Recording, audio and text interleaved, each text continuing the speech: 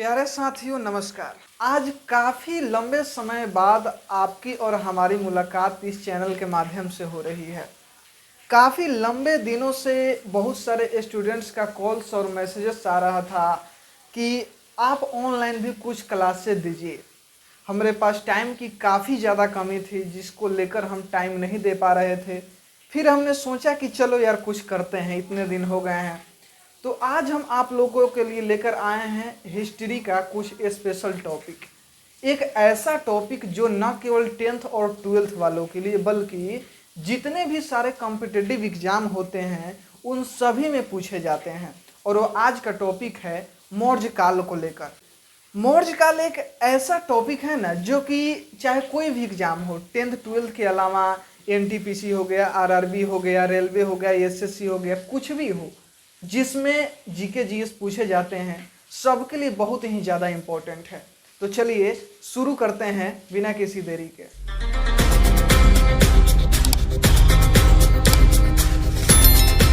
चलिए शुरू करते हैं। देखिए मौर्य साम्राज्य की जो स्थापना की है वो चंद्रगुप्त मौर्य की है।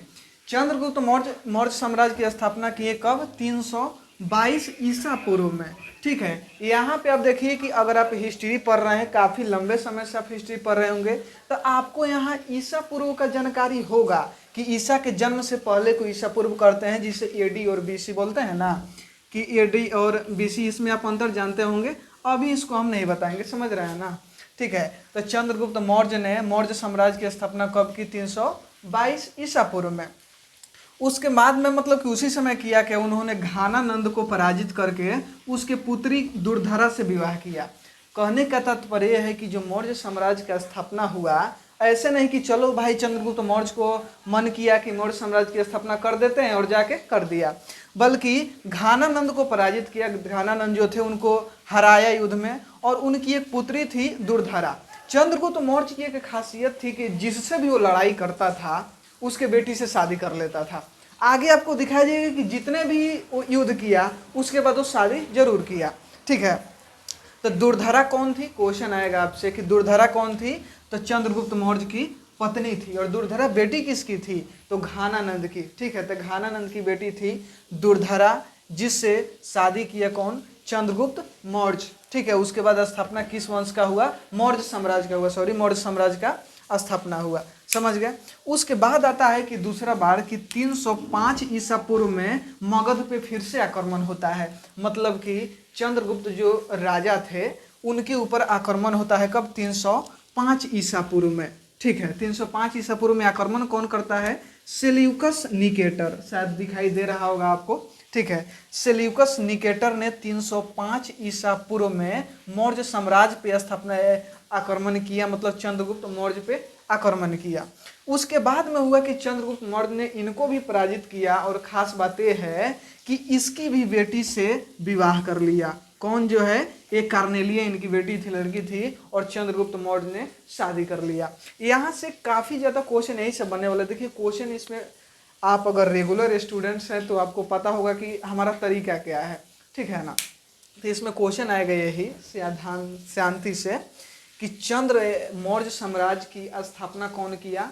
तो चंद्रगुप्त मौर्य। कब किया? 322 ईसा पूर्व में। ठीक है, मौर्य साम्राज्य की स्थापना कब हुआ? 322 ईसा पूर्व में। घानानंद को पराजित करने के बाद उनकी लड़की से शादी किया चंद्रगुप्त मौर्य ने, और उनकी लड़की कौन थी? दुर्धरा। ठीक है, घानानंद की पुत्री कौन थी? दुर्धरा। उसके बाद में आता है कि 305 ईसा पूर्व में मौर्य साम्राज्य पे यानी कि चंद्रगुप्त मौर्य पे आक्रमण कौन किया? तो वो था सेल्यूकस निकेटर। दिखाई दे रहा होगा आपको, वहाँ सेल्यूकस निकेटर। सेल्यूकस निकेटर ने कब आक्रमण किया? तो 305 में, और वो पराजित भी हो गया, मतलब कि जीत नहीं पाया। और हारने के बाद चंद्रगुप्त मौर्य ने क्या किया? उनकी बेटी से क्या कर लिया? विवाह कर लिया, और उनकी बेटी थी कार्नेलिया। मतलब चंद्रगुप्त मौर्य की 2 शादियां हो चुकी है। अब देखो, अब चंद्रगुप्त मौर्य की एक खासियत भी है कि इतना ज़्यादा मतलब कि एक खराब ही आदमी नहीं था, ऐसे बोल सकते हैं कि जब ये शादी की है ना कार्नेलिया से, तो इनके पिता थे सेल्यूकस निकेटर। तो सेल्यूकस निकेटर कोई 500 हाथी दिया था। समझ रहे हैं ना, मतलब अपने ससुर जी को 500 हाथी गिफ्ट किया था। कौन? ये था चंद्रगुप्त मौर्य। बुझा है ना, समझ में आ रहा होगा। जैसे कि आज ही अगर शादी ब्याह होता है तो आप देखते हैं कि किस हिसाब से किया जाता है। तो आप बोलेंगे तो ये कि आज तो भाई दामाद को ही गिफ्ट दिया जाता है, लेकिन ये दामाद साहब ही उल्टा ससुर जी को गिफ्ट दिए, क्योंकि ये दामाद साहब इतना पावरफुल थे जो कि अपने ससुर जी को ही हरा दिए थे। इसलिए हारने के बाद उनको भाई तो कुछ रिस्पेक्ट देना है। जब उनकी लड़की से अब शादी कर लिए हैं तो अब तो दुश्मनी वाला मामला नहीं है, इसलिए उनको 500 हाथी गिफ्ट में दिया गया। कौन दिया? चंद्रगुप्त मौर्य। किसको? कर्नेलिया को? नहीं जी, कर्नेलिया से तो शादी ही कर लिया। किसको? सेल्यूकस निकेटर को। एक बार फिर से इसको रिकॉल करते हैं और इसके बाद आते हैं हमारे राजा अशोक के बारे में। और अशोक के बारे में मतलब कि बताते हैं आप, एक मिनट, सॉरी फॉर डेट। फिर से देखिए, मौर्य साम्राज्य की स्थापना कौन किया? चंद्रगुप्त मौर्य। कब किया? 322 ईसा पूर्व में किया। ठीक है। और घानानंद की पुत्री का क्या नाम था? दुर्धरा। ठीक है। उसके बाद में 305 ईसा पूर्व में चंद्रगुप्त मौर्य के साम्राज्य पर आक्रमण कौन किया? तो वो किया सेल्यूकस निकेटर। बुझाया। और सेल्यूकस निकेटर की पुत्री कौन थी? कार्नेलिया। अगला क्वेश्चन आएगा कि सेल्यूकस निकेटर को किसने 500 हाथी भेंट में दिए, उपहार में दिए? तो वो था चंद्रगुप्त मौर्य। आई होप इतना क्लियर हो चुका होगा। तो हम इसके आगे बढ़ते हैं। चंद्रगुप्त मौर्य मौर्य साम्राज्य के प्रथम राजा थे और ये संस्थापक भी थे। ठीक है। मतलब अगर आपसे पूछता है कि मौर्य वंश के, मौर्य साम्राज्य के प्रथम राजा कौन थे, तो चंद्रगुप्त मौर्य होंगे। या फिर मौर्य साम्राज्य की स्थापना कौन किया, तो इसका भी आंसर होगा चंद्रगुप्त मौर्य। ठीक है। चलिए अब आते हैं अगले राजा अशोक के बारे में। देखिए, जो सबसे पहले मौर्य साम्राज्य की जो स्थापना की है वो चंद्रगुप्त मौर्य थे। और चंद्रगुप्त मौर्य के जो पुत्र आते हैं वो आते हैं बिंदुसार, और बिंदुसार के पुत्र होते हैं अशोक। अब बिंदुसार के बोलेंगे कि बिंदुसार के बारे में आप तो बताए ही नहीं।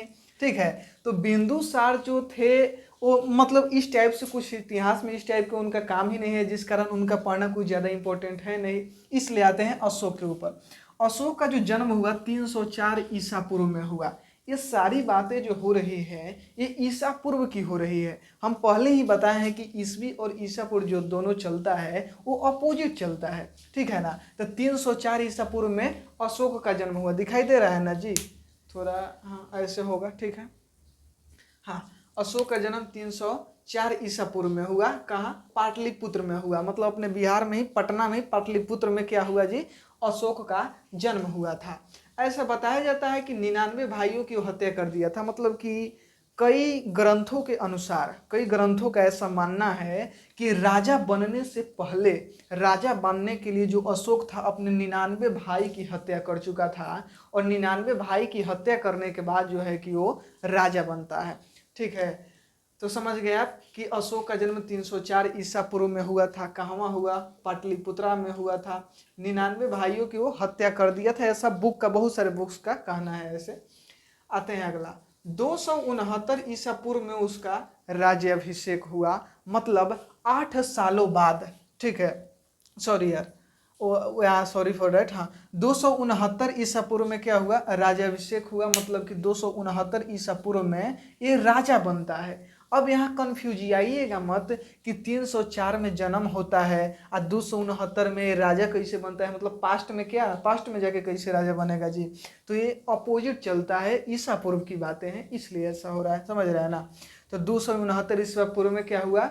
अशोक का राज्याभिषेक हुआ। तो बताइए कि अशोक राजा कब बना? 304 में तो इसका जन्म हुआ। राजा कब बना? 269 ईसा पूर्व में राजा बनता है। कौन? अशोक। उनकी माता का नाम सुभद्रांगी था। ठीक है, सुभद्रांगी। माता का नाम क्या था? सुभद्रांगी था। और पिता का नाम क्या था? कुछ देर पहले बताया ना, बिंदुसार इनके पिता का नाम था, जो कि हम कहीं लिखे नहीं है। आप समझ जाइए कि अशोक के पिता का नाम था बिंदुसार, माता का नाम था सुभद्रांगी। ठीक है। जन्म कहाँ हुआ? पाटलिपुत्रा में हुआ। कब हुआ? 304 ईसा पूर्व में हुआ। ठीक है। वो राजा कब बने? 269 में। कितने भाइयों की हत्या किए थे वो? तो 99 भाइयों की हत्या किए थे। ठीक है। आते हैं 261 में वो कलिंग पर आक्रमण करते हैं। अब होता क्या है कि राजा बनने के 8 सालों बाद समझ रहे हैं ना, 269 से 261, मतलब 8 सालों बाद राजा बनने के वो कलिंग पर आक्रमण करते हैं। कलिंग एक जगह पड़ता है जो आज ओडिशा का वो क्षेत्र है, ठीक है। जब ये हो रहा था, जब बातें ईसा पूर्व की है, तो उस समय ओडिशा का कोई नाम निशान नहीं था, ठीक है। उस समय ओडिशा को कलिंग ही कहा जाता था। तो जो कलिंग है वो ओडिशा का एक क्षेत्र है, बुझाया। तो 261 ईस्वी में कलिंग पर आक्रमण करता है कौन? अशोक। तो क्वेश्चन यहाँ से कई टाइप से आपसे पूछे जा सकते हैं। पहला टाइप ये होगा कि कलिंग पर आक्रमण कब हुआ? 261 में। अगला क्वेश्चन कि कलिंग पर 261 में किसने आक्रमण किया? तो वो होगा अशोक। अशोक कहाँ का राजा था? तो पाटलिपुत्रा मौर्य साम्राज्य का शासक था। समझ में आ गया? आते हैं आगे। 261 में क्या होता है जी?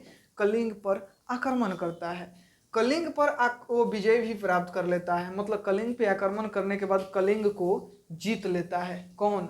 अशोक।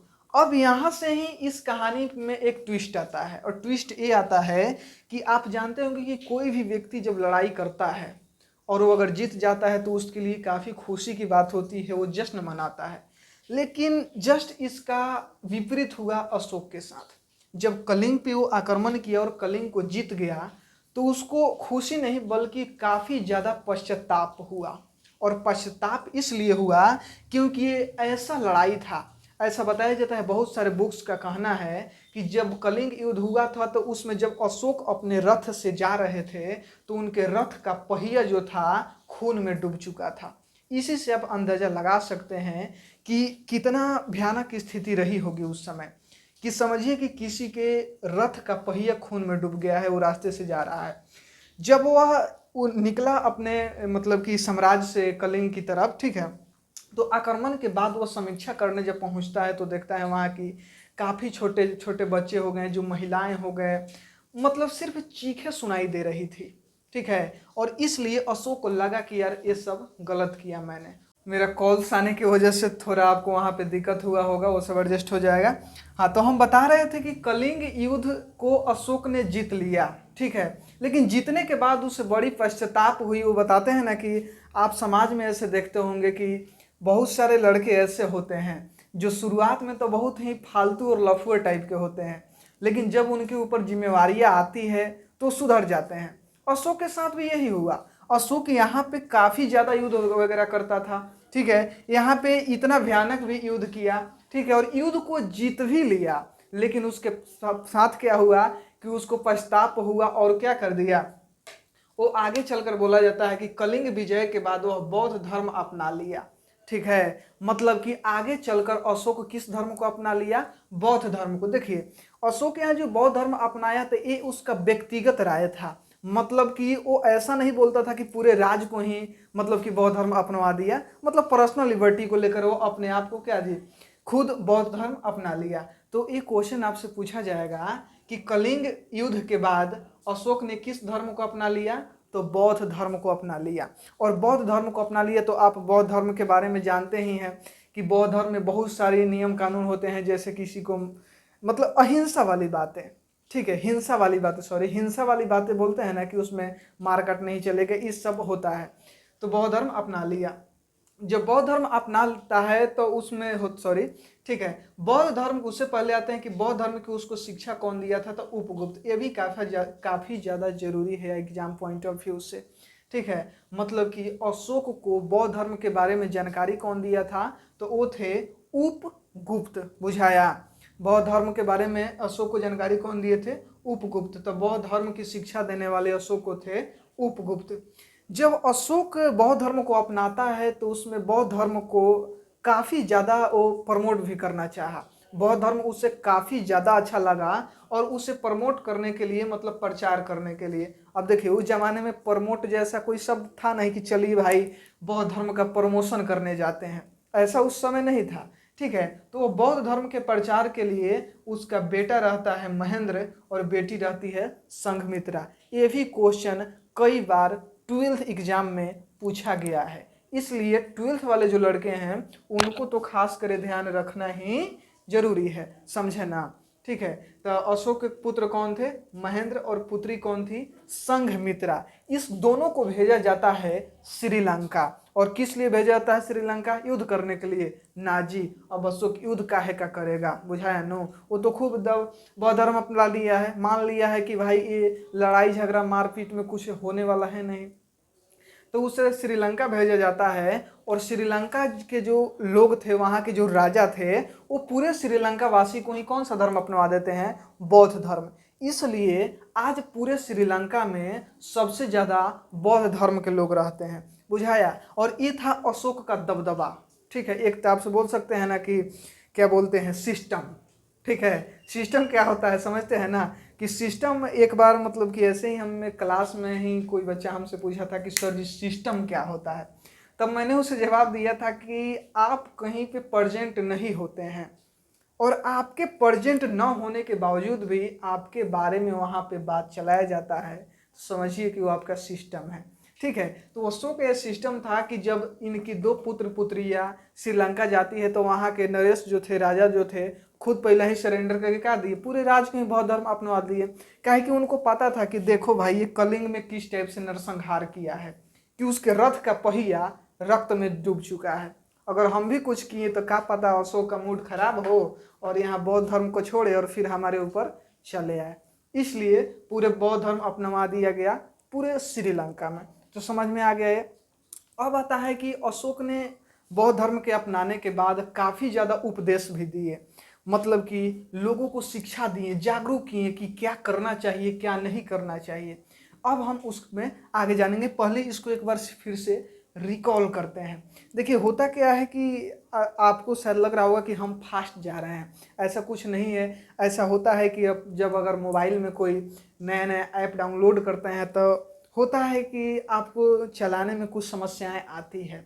उसी टाइप से जो लोग हमें पहले से जानते हैं वो तो इस पूरी भावनाओं को हमारी समझ रहे हैं कि क्या है, लेकिन कुछ लोग नए भी इस वीडियो को देख रहे हैं, पता है हमें, ठीक है।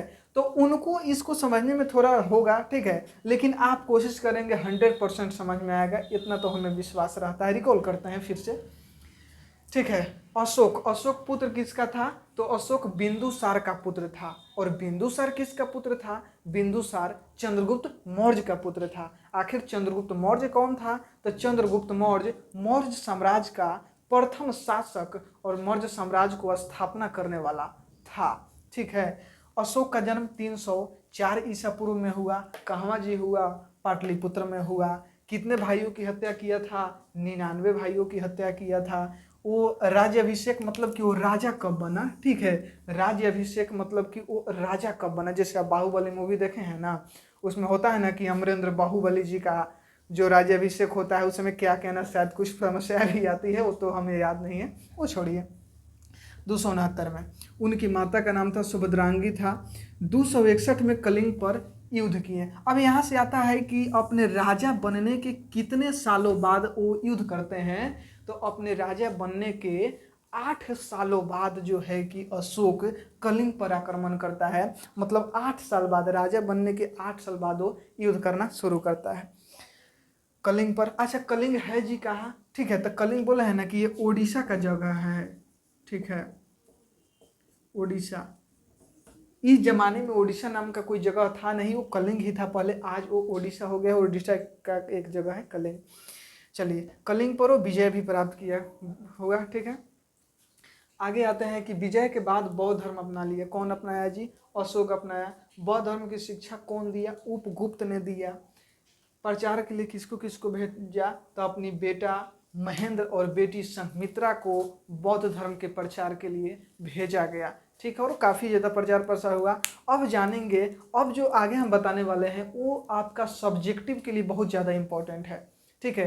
कि बताएगा कि अशोक के बारे में जो सब्जेक्टिव में अब क्या, ये सारा जितना हम बताएं इसमें ऑब्जेक्टिव बेस है, ठीक है ना।